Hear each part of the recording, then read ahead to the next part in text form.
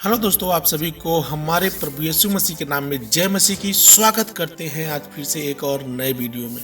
दोस्तों, आप में से बहुत सारे भाई बहनों का ये कमेंट्स आता है कि ब्रदर हमें बाइबल पढ़ने नहीं आता, ब्रदर हमें प्रार्थना करने नहीं आता, हम कैसे प्रार्थना करें कि परमेश्वर हमारी प्रार्थनाओं को सुन ले, हम कैसे उपवास रखें कि परमेश्वर हमारे दुखों को दूर कर दे। और बहुत सारे लोग ये भी कमेंट करते हैं कि ब्रदर हम कैसे बाइबल पढ़े ताकि हमें बाइबल अच्छे से समझ में आने लगे। तो दोस्तों, मैंने सोचा कि चलो इस पर एक वीडियो बनाते हैं ताकि हमारे मसीह भाई बहनों की मदद हो सके। देखिए मेरे प्रियो, वीडियो स्टार्ट करने से पहले ही मैं आपको बता दूं कि मसीही जीवन जो है एक संघर्षमय जीवन है। जैसे एक सिपाही जब फौज में भर्ती होता है तो उसका एक मिशन होता है कि जान भले ही चला जाए लेकिन मेरे देश की शान न जाने पाए, उसी तरीके से एक सच्चा मसीही होता है। आप जानते होंगे मेरे प्रियो कि एक मसीही का जो जंग होता है वो किसी इंसान से नहीं होता है, बल्कि हमारी जंग तो शैतान से है।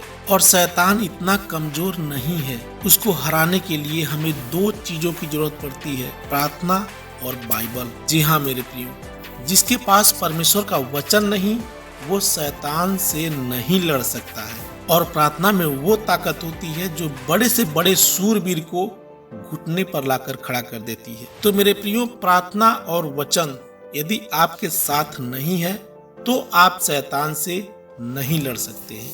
तो दोस्तों, आज का जो विषय है, जिस टॉपिक पर मैं वीडियो आज बनाने वाला हूँ, वो है बाइबल कैसे पढ़ें कि आपको अच्छे तरीके से समझ में आने लगे। तो मेरे प्रियो, मैं कुल 5 स्टेप में इस बातों को मैं आपको बताने वाला हूँ। आशा करता हूँ कि वीडियो में आप लास्ट तक बने रहेंगे। यदि आपने हमारे इस चैनल को अभी तक सब्सक्राइब नहीं किए हैं तो सब्सक्राइब कर लें और बेल आइकन की घंटी को जरूर प्रेस कर लें। तो दोस्तों, जैसा कि मैंने बताया, आज का टॉपिक है कि बाइबल कैसे पढ़ें और बाइबल को कैसे समझें ताकि हम जो भी पढ़ें ठीक से समझ में आने लगे और हम परमेश्वर के लिए सुसमाचार का काम कर सकें। मेरे प्रियो, आप अपने खुद से सवाल करिए कि मैं बाइबल क्यों पढ़ रहा हूँ, बाइबल है क्या आखिर, और यदि मैं पढ़ रहा हूँ तो मुझे समझ में क्यों नहीं आ रहा है। ये आपको अपने आप से पूछना है। ये बात यदि आप समझ गए तो मैं आपको डेफिनेटली बता रहा हूँ कि आप उसी दिन से बाइबल पढ़ने लगेंगे और आपको समझ में भी आने लगेगा। देखिए मेरे प्रियो, जहाँ तक मुझे मालूम है, बाइबल किसी के दबाव में या किसी के प्रेशर में नहीं पढ़ा जाता है। जैसे कि बहुत सारे प्रीचर और पास्टर लोग कहते हैं कि बाइबल पढ़ो, बाइबल पढ़ो। आप यदि उस तरीके से बाइबल पढ़ेंगे तो आपको कभी समझ में नहीं आएगा। पहले आपको समझना पड़ेगा कि बाइबल है क्या। आप एक बात बताइए कि बचपन से सबके अंदर एक सवाल होता है कि आखिर इस दुनिया में मैं आया क्यों हूँ, मेरा यहाँ पर क्या काम है। इस दुनिया में बहुत सारे भगवान हैं, देवी देवता हैं, उनमें से सच्चा कौन है, मरने के बाद क्या होता है, क्या मैं नरक जाऊंगा या स्वर्ग जाऊंगा। जो मैं रोज पाप करता हूँ, झूठ बोलता हूँ, चोरी करता हूँ, गालियाँ देता हूँ, उनका क्या होगा, क्या उसका कोई हिसाब किताब है। मैं आज ही आपको बता देता हूँ मेरे प्रियो कि जिस व्यक्ति के अंदर इन सारे सवालों का खोज है वो बाइबल जरूर पढ़ेगा और वो सोचेगा कि मैं जो रोज पाप करता हूँ क्या उसका कोई क्षमा है कि नहीं। मैं आपको फिर से बताना चाहता हूँ मेरे प्रियो कि ऐसे व्यक्ति को ही बाइबल की आवश्यकता है। नहीं तो बहुत सारे ऐसे लोग होते हैं जो उनके पास्टर और प्रचारक कह देते हैं बाइबल पढ़ो, बाइबल पढ़ो, और वो बाइबल वैसे ही पढ़ते हैं जैसे सड़क पर फेंके हुए कचड़े होते हैं ना, ठीक वैसे ही। वो लोग किसी भी चीज की जिम्मेदारी नहीं समझते हैं। चर्च में गए, वचन सुने और घर पे आने के बाद सब भूल गए।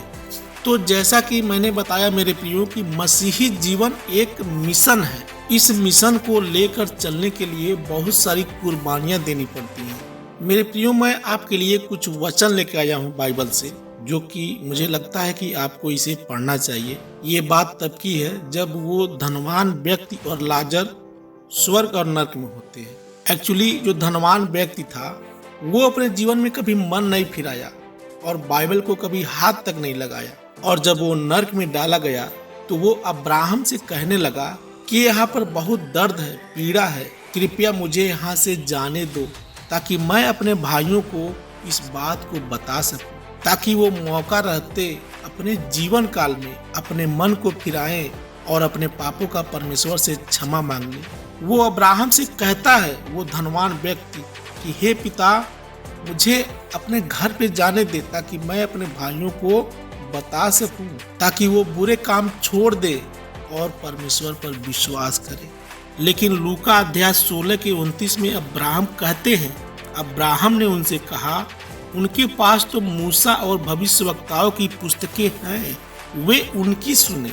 तो आज क्या हमारे पास बाइबल नहीं है? बाइबल जो परमेश्वर का वचन है, जिसमें सब कुछ लिखा हुआ है, क्या हमें वो पढ़ना जरूरी नहीं है? मेरे प्रियो, जब हम यहाँ यूहन्ना अध्याय 6 के 35 में पढ़ते हैं तो यहाँ देखते हैं प्रभु यीशु मसीह कहते हैं, यीशु ने उनसे कहा, जीवन की रोटी मैं हूँ, जो मेरे पास आएगा वह कभी भूखा न होगा और जो मुझ पर विश्वास करेगा वह कभी प्यासा न होगा। हम देखते हैं कि हम जो भी खाते हैं, फल, सब्जियां, चावल, रोटी, वो सब हमारे शरीर में लगता है, हम स्वस्थ रहते हैं, काम करते हैं। उसी तरीके से परमेश्वर हमारे अंदर एक आत्मा दिया है। उस आत्मा को स्वस्थ रखने के लिए हमें जरूरत पड़ती है परमेश्वर का वचन, यानी कि बाइबल। तो हमारा फर्स्ट पॉइंट है मेरे प्रियो कि सबसे पहले आप प्रार्थना करें। आप प्रार्थना करके ही बाइबल पढ़ना शुरू करें। अब ये तो हो गया पहला टॉपिक। अब दूसरा टॉपिक की ओर बढ़ते हैं दोस्तों। दूसरा टॉपिक ये है कि आप जब भी बाइबल पढ़ें तो बाइबल को आप कूद कूद कर मत पढ़िए। कूद कूद कर पढ़ने से ये होगा, कुछ होगा तो नहीं, लेकिन आपको समझ में नहीं आएगा। और जब आप बाइबल समझेंगे नहीं तो पढ़ने से फायदा क्या? तो मेरे प्रियो, जब भी कोई आप चैप्टर पढ़ना स्टार्ट करें तो उसको पूरा पढ़ने का प्रयास करें। अगर आप ऐसा नहीं करेंगे तो बाइबल में बहुत सारी ऐसी कहानियां भी हैं, बहुत सारे ऐसे दृष्टांत भी हैं जो प्रभु यीशु मसीह ने समझाए हैं, उसका आप उल्टा मतलब निकाल लेंगे। तो मैं आपसे निवेदन करूंगा कि जब भी आप बाइबल पढ़ें तो एक चैप्टर पूरा पढ़ें। नहीं तो मान लीजिए अगर बीच में आपको छोड़ना है तो वहाँ पर आप छोटा सा ट्रिक लगा दें, या फिर यदि आप मोबाइल में पढ़ रहे हैं तो उसका स्क्रीनशॉट ले लें। तो उससे ये होगा कि बाइबल आप यहाँ तक पढ़े हैं और इसके बाद आपको क्या पढ़ना है ये आपको भूलेगा नहीं। तो मेरे प्रियो, ये दूसरा स्टेप था कि बाइबल आपको कभी कूद कूद कर नहीं पढ़ना है। जब भी पढ़ें तो एक सारांश पूरा पढ़ें। अब फिर नेक्स्ट पॉइंट है मेरे प्रियो, आप बाइबल जब भी पढ़ें तो उसके लिए टाइम सेट मत करिए। बहुत से लोग होते हैं जो अपने घड़ी में या अपने मोबाइल में टाइम सेट करके रखते हैं कि मुझे इस टाइम बाइबल पढ़ना है, इस टाइम खाना खाना है, इस टाइम ऑफिस जाना है। तो वो वाला टाइमिंग आप सेट मत करिए। हाँ, आप दूसरे काम के लिए टाइम देख सकते हैं, लेकिन बाइबल के लिए नहीं। आपको जब भी मौका मिले बाइबल पढ़ने के लिए, चाहे आप ऑफिस में हो या घर पे हो या कहीं पर भी हो, आप अपना मोबाइल फोन खोलिए और वहीं पे बाइबल पढ़ना स्टार्ट कर दीजिए। मैं भी ऐसे ही करता हूँ। एक भाई ने मुझे कमेंट्स किया था कि ब्रदर, हम बाइबल कौन सा पढ़ें, कौन सा ऐप मतलब यूज करें। तो मैं डिस्क्रिप्शन में एक लिंक दे रहा हूँ, चाहे तो वहाँ जाकर आप बाइबल प्ले स्टोर से डाउनलोड कर सकते हैं। तो ये हो गया थर्ड पॉइंट कि बाइबल के लिए आप कोई टाइमिंग सेट मत करिए, क्योंकि बहुत से लोग टाइम सेट करते हैं और उस हिसाब से चल नहीं पाते हैं, वो कर नहीं पाते हैं। तो इसलिए आपको जब भी मौका मिले, अगर आप दिन में 1 घंटा भी बाइबल पढ़ते हैं मन से, तो वही आपके लिए बहुत बेहतर है। अब चौथा पॉइंट है मेरे प्रियो, टारगेट यानी लिमिट। बहुत सारे लोग ये कहते हैं कि मैं आज ये काम करके ही दम लूंगा, मैं इतना चैप्टर पढ़ के ही दूसरा कोई काम करूंगा। ये बहुत बड़ी भूल करते हैं आप। बहुत से लोग ये भी कहते हैं कि मैं 6 महीने में या साल भर में मैं पूरा बाइबल ही पढ़ दूंगा, उत्पत्ति से लेके प्रकाशित वाक्य तक। मेरे प्रियो, ऐसा गलती आप ना करें। बाइबल पढ़ने के लिए आप कोई टारगेट ना बनाएं। आप उतना ही पढ़िए जितना आपको समझ में आ सके। यदि नहीं समझ में आ रहा है तो वहीं छोड़ दीजिए, परमेश्वर से प्रार्थना करिए, फिर उसको पढ़िए। लेकिन आप उसको टारगेट बनाकर लक्ष्य पूरा करना चाहते हैं तो आपसे नहीं होने वाला। बहुत सारे पास्टर और प्रेरित कहते हैं कि मैंने 6 महीने में पूरी बाइबल पढ़ लिया है, 2-2 बार, 4-4 बार, साल भर में मैंने 10-10 बार बाइबल पढ़ लिया है। तो आप उनके कहने पर बिल्कुल न जाएं।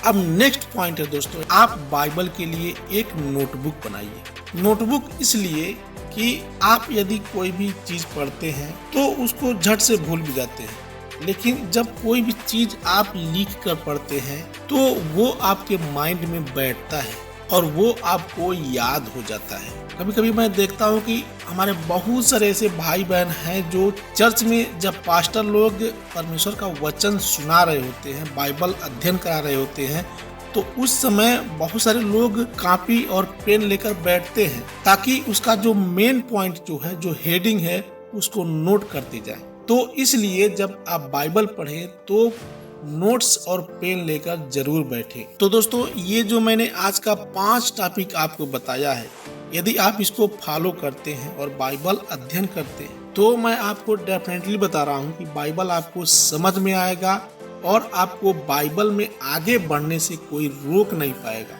तो मेरे प्रियो, यदि आपको ये वीडियो अच्छा लगा हो तो इस वीडियो को लाइक और शेयर जरूर करिएगा, और जो अभी तक नहीं जान पाए हैं कि बाइबल कैसे पढ़ें, उन मसीह भाई बहनों में ये वीडियो शेयर जरूर करिएगा, क्योंकि ऐसे बहुत सारे भाई बहन हैं जिनको ये बातें, ये वचन अभी तक नहीं पता है। तो मैं आपसे रिक्वेस्ट करता हूँ कि आप अपने दोस्तों में या भाइयों में शेयर जरूर करें जो अभी तक नहीं जान पाए हैं। प्रभु यीशु मसीह में आप आशीषित हों, सभी दुख बीमारियों से आप निजात पाएं, आपके घर में खुशहाली आए, आपकी हर एक परेशानी दूर हो प्रभु यीशु मसीह के नाम में। आमीन आमीन।